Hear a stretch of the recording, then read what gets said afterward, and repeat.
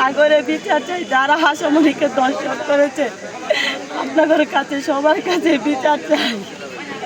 আপনারা যদি বিচার না করেন কে বিচার করবে? আমার মেয়ের বিচার তো এখনো হলো না।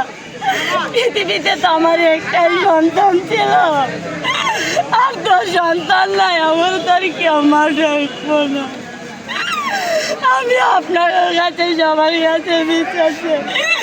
আপনারা যদি বিচার না করেন এই জীবন দিয়ে আমি কি করব? আপনারা সবাই আমাদের মেরে ফেলুন।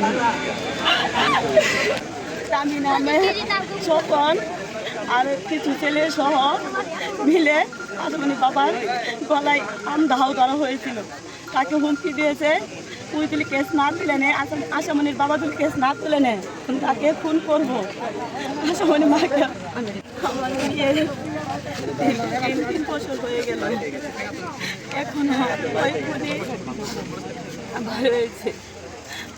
কিভাবে ভাই হলো আমরা তো কিছুই জানি না। এই খুনি আমরা বিচার চাই। ওই খুনি আমার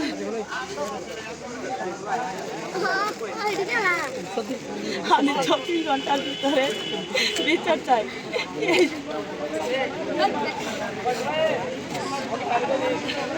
3 বছর আগে সে স্বপন নামে এক কুলাঙ্গার ছেলে রাস্তা থেকে তুলে তাকে ধর্ষণ করেছে, এটি যে আমার বাসায় যে আত্মহত্যা করেছে সেটা আমি পুনরায় মামলা করি অনেক আলোচিতভাবে ভাইরাল হয়।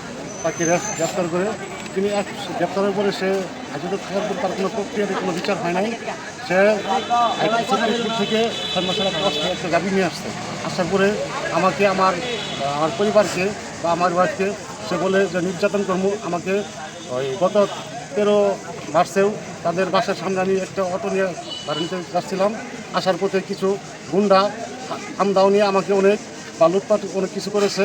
এর জন্য আমি দেশের কাছে বিচার চাই এবং জাতির কাছে বিচার চাই।